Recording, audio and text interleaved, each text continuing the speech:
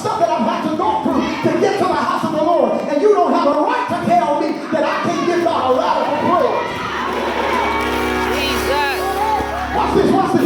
I'm gonna do this. I'm gonna keep it so that everybody will know that this is something that happened right here. Right here. Mount Zion. It says this person is a Mount Zion protege. They right here now, serving in this ministry. They may not be in the room right now, but they're a part of this ministry. I was teaching and preaching a sermon at service about clap your hands, all you people, shouting to God with a voice of triumph. And we talked about the power of clapping your hands.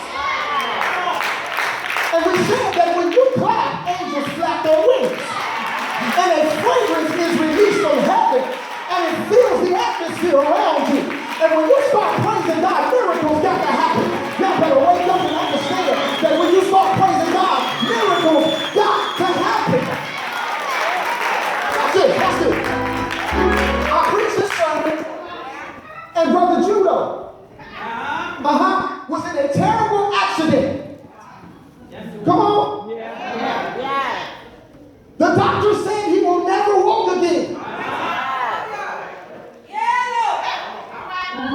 I get to the emergency room, and Toya is standing in the waiting room. And she's standing in the middle of the waiting room, just clapping her hands. And today her daddy is walking because somebody decided that I'm going to do something out the box. I'm going to stand right in the middle of the waiting room, and I'm going to give God a praise. I don't care who's watching.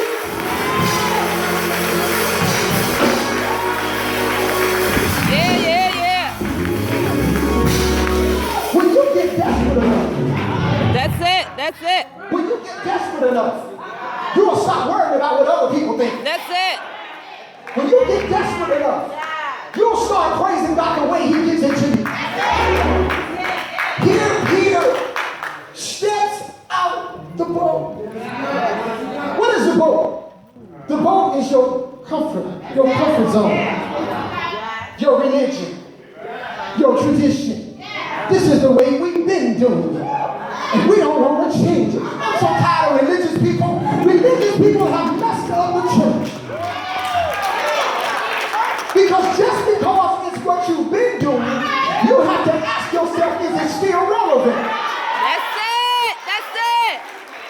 Is it relevant? There's nothing wrong with tradition, but when tradition has lost its relevance, then it's good for nothing. Peter said, wait a minute, I can see the disciples saying, man, where you going?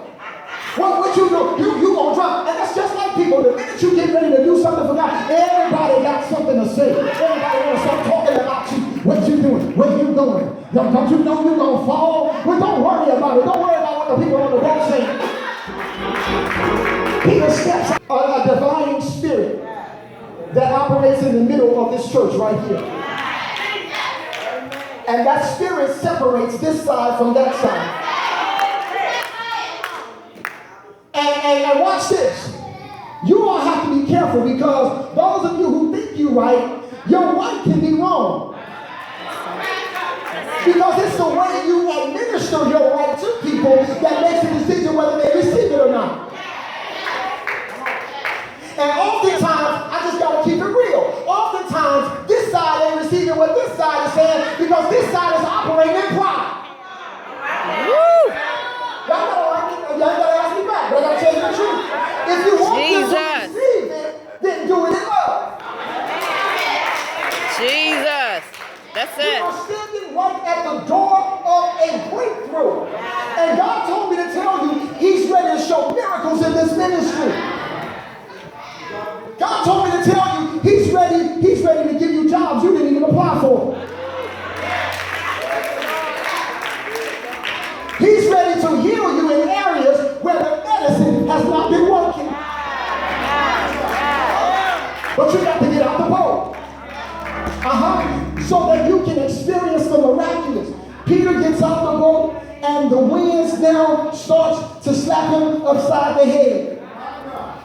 And Peter takes his eyes off of the one who gave him And you cannot take your eyes off of Jesus when he gives you the word. Pastor, I gotta tell you, you can't take your eyes off the one who gave you the word. You can't start looking at the water slapping you on the right and on the left, from the front and the back. You gotta keep your eyes on the one who gave you the word.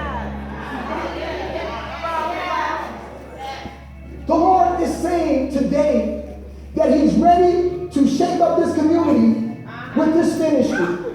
It's not by coincidence or happenstance that you all are in the position that you're in. This is just the first of many blessings that God wants to release over this ministry. Watch this. God wants to use this ministry to employ a lot of you.